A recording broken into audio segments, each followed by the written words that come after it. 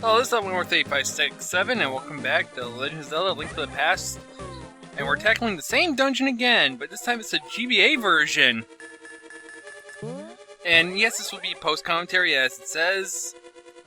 I'm gonna go over a few of the differences right now because, well, we've already seen this on the SNES version. If you really need a step-by-step, you can use a hybrid of both videos. I'm sure you can figure that one out, or just watch this one and say, oh, he did this here. You can do that. I can do that too. First of all, as you can see when we started this episode, I was in the select menu. It's actually a sleep function. Just like every other GBA game out there, you could actually, well, I don't want to say all of them, but a lot of them I own. You put the GBA into a sleep mode and wake it back up. I'm not going to go into specifics on how because I never use it, because usually I one-shot this game. Speaking of that, as you can see, the screen's a little bit, I should say, stretched out, or shrunk in a way that you can't see the whole room. The top and bottom of the screen is cut a little bit. However, like in this room, even though I can't see the full screen, if there was an enemy below, Bombos would still hit it. It has the same effect rate as the Super Nintendo version. So you can't see it, you can still hit. And we'll take care of you real quick. I'm in post-commentary. It feels like I'm still doing live commentary. What can you do? Now, as you also saw when we started the dungeon, the name of the dungeon appeared. This is where I've been getting most of the names for the dungeons. The other, you'll see later. Now that we've gone over that, and speaking of one-shotting, you notice that mentioned that I one-shot through this game in one day, as I've said. I don't kid you, because this is how you get 000 on the original SNES version. There's something about it where you have to beat the game in one sitting, because if you save and shut off, it counts as a game over. In this version, they changed the rules a little bit. You can save and quit midway through and you'll still get the 000, which means you never died.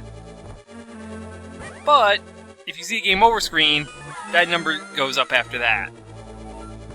So they made it a little easier.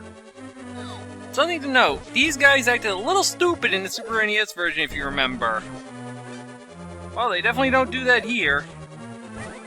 This time they stay down and they go boom, like they were supposed to.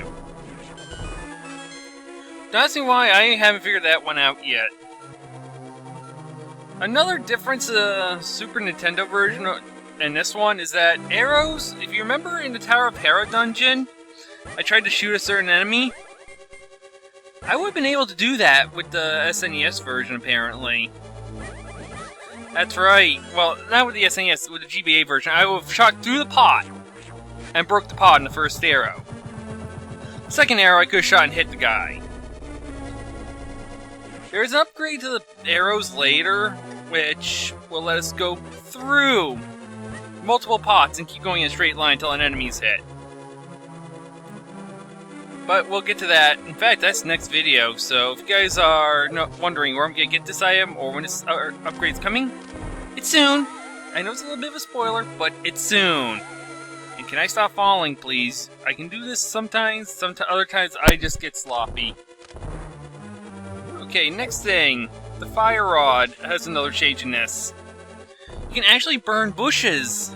That's right, you'll burn a row of bushes if you use the fire rod on them in the GBA version. Very useful. Also, the magic boomerang does the same effect on grass. That makes it a lot easier. It will still stop if it hits an enemy or something and come back to you, but saves you time if you're cutting large fields. I haven't shown you the best place to get rupees yet. Let's see. And yes, this is my practice file, so you'll notice me making a lot more mistakes. I practiced on this version, especially so I can show you some of the differences when it becomes time. So, don't worry about me you-know-whatting. Playing stupider, because it's supposed to happen on this one. Continuing on. There's something about the magic powder and gold sword, which, which, you'll learn about next video as well. I know that's another spoiler. Yes, there's another sword. You expect that in Zelda games. I'm just trying to see which way to go here, by the way. That sword and the magic powder will actually break pots in this game. Yeah, the pots are... they're even weaker than in the regular version. It also works on the light skulls in dungeons. Would have thought it, right? Now I'd like to go into a completely different tangent about another game. Anyone pre-order Link Between Worlds yet? I actually have my pre-order done by my girlfriend, Tomboy Trunks85, who's been doing Zelda's voice for this. Surprise, surprise, right? That's my Christmas present for this year, is that game. So yeah, I got my copy. Do you have yours coming? To be honest, I first saw the plans for it in the item system in the allotment to go in any dungeon order you want. I had the first initial reaction like, that was stupid. But then I watched the video again, it's like, wait a sec. I could do this all along in Link to the Past. Why am I complaining about a mechanic in Link to the Past that I could do in this game even easier? Then I called myself an idiot and enjoyed it. I mean, yeah, the rend system looks to be interesting, and I'm going to be looking at probably the best combos I can see to get through the game, because now it's more freeform. So, it's going to be interesting. As for the footage I've seen a lot of it, especially from other gaming websites. I'm not going to mention any names, because, well, I don't want to get into any trouble. But may I say that it looks beautiful. But when I first saw the first trailer, I just gushed. It's like, okay, this... I need to get a 3DS. I don't care what anyone says. This sold me. And may I say, it's going to be a fun ride. It's going to be 1 or 2 days of me waiting before I get it. Because, like I said, it's pre-ordered, and it's going to be shipped, but... it will get here, and it will be good. I'll try to do a review video on it. I don't really have a favorite character yet from the new one, but I'm glad to see Dampe's back. Haven't seen him since a long time ago. And there's a lot of stuff I looked, it's like... I either remember it from this game, or say, hey, that's from this one. Including the famous Majora's Mask thing. Yes, we already know about that one. It'll be a fun ride. Like I said, I'll try to review it, but it'll take a few days, so... don't be surprised if you don't hear from me for a week after the game's out, and I've done the last video for this. Because of that reason. And now we finally made it to this part of the dungeon. I got through everything I want to talk about right on time, because here's the big change. That's right. This room. And yes, the fairy fountains are still here. That room hasn't changed very much, but I'm about to make a very stupid mistake. Yeah, you heard me. I'm gonna make a mistake. Surprising, right? Like I said, this is practice. I usually have a little bit of a oopsie on this one. For a good reason, because this one, I admit, is a little bit more of a maze. Don't worry, I'll cut the footage. But yeah, this room is the other room that changed. As you can see,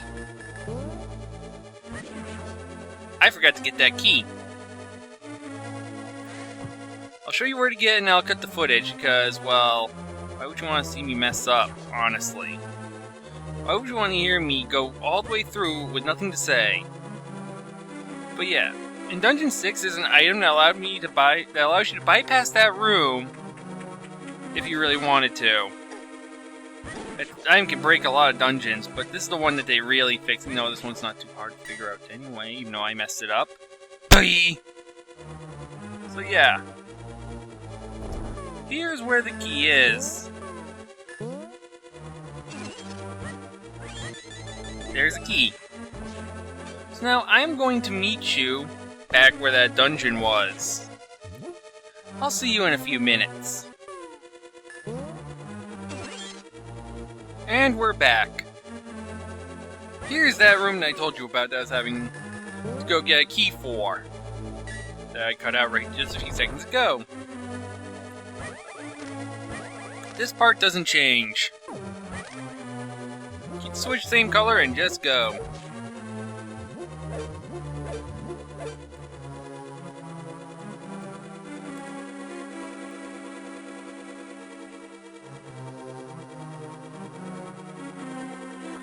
And we're gonna head back up and move along.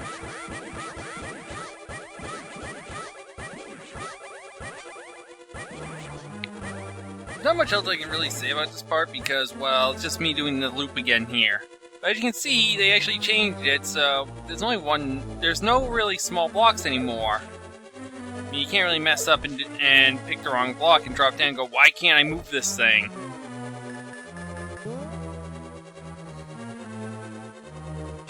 Take you out and we will keep going. Now, I've already cleaned this area out, so if you're playing along, I'm gonna have to tell you some things, but I've already done them. Besides, hit those guys.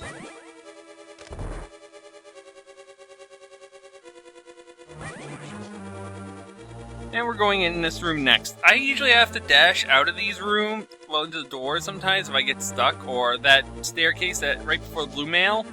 Because I just have so much trouble. This room, you just take out the skull, lift the, and then press on the switch, and then that chest will appear. It's a key just like in the other version. It's needed for a later part in this, well, in this setup. I think it's this room actually. Then you're back here. That's what I didn't do, that's how I messed up, and that's why things are all wonky. So, nothing we can really worry about. We're going in here.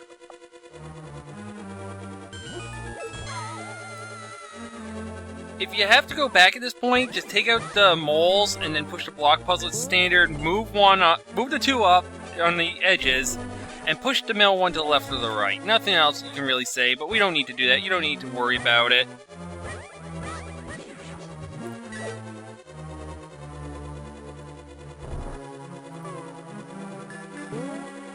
And we're gonna lift this up. And yeah, they're still here in the other version. I'm gonna get my butt handed to me. Woohoo! Butt-handed! Ow. Do it again twice! As you can see, they also changed the sound effects on some of the things, but we don't have to worry about that too much. We're gonna push these down. And we're going to the other side to meet Cold Stare in a few seconds.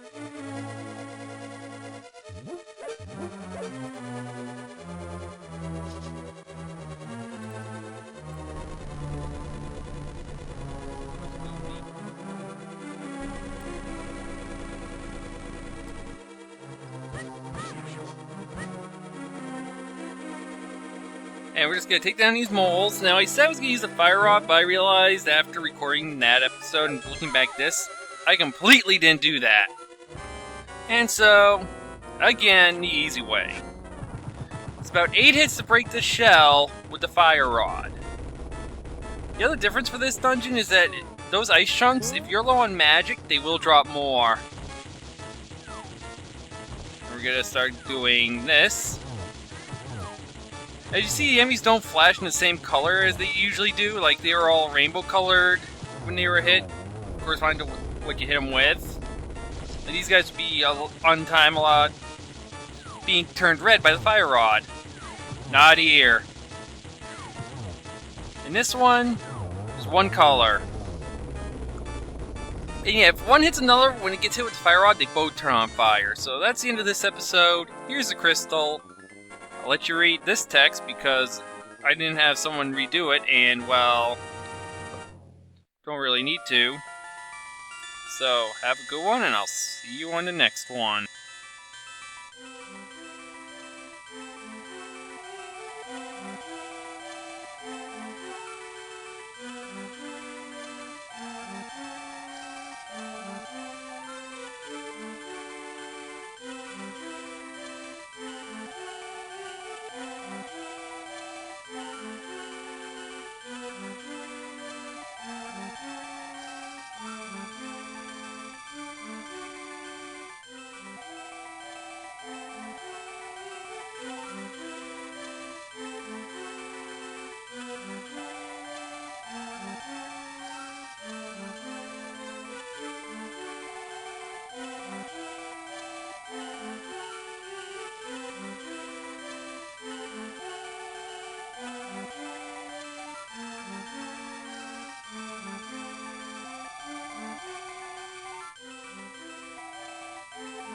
May the way of the hero lead to the Triforce.